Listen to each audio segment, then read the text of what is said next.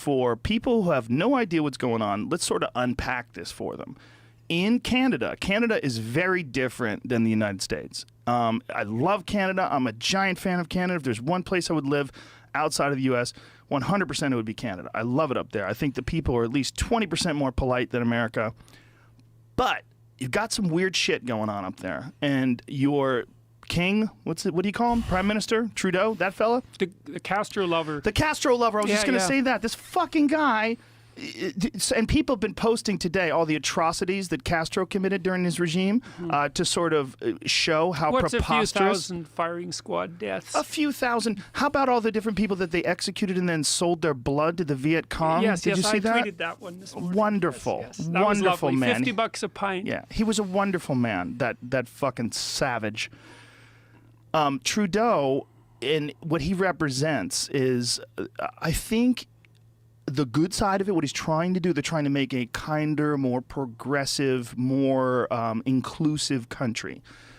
But along the way, what they're doing is they're promoting what you would call online social justice warrior values.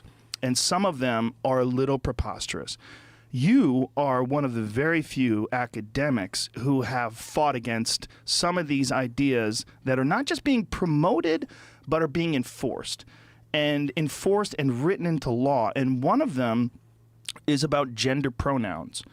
What we mean by gender pronouns is not just he and she, but a whole slew of invented gender pronouns that you're going to be compelled to use. Yeah, you're already compelled to use, and likely in the States too, even though people don't know it yet. Certainly in New York, and the employment EEOC has already ruled on that with regards to businesses for the U.S. and yeah, businesses, and I believe also landlords.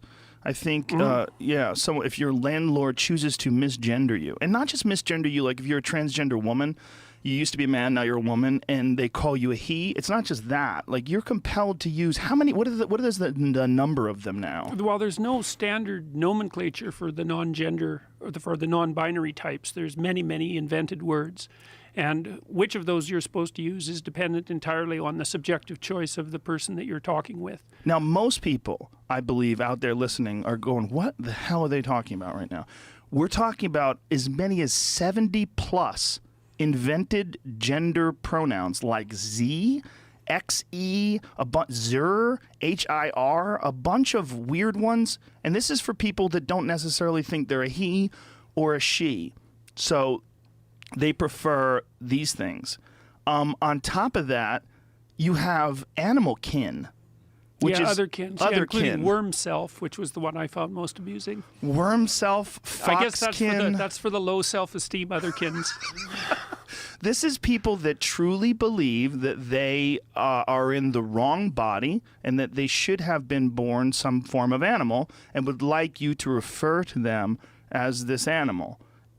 Or elf. Or elf. Or fairy. Or fairy. I've seen pixie. Yeah. Pixiekin. I haven't seen Pixiekin. That's a good one. But just get on Tumblr. You got to get on Tumblr. Right, yes, absolutely. That's where it all goes down. Professor Peterson, what the hell's going on? What is this?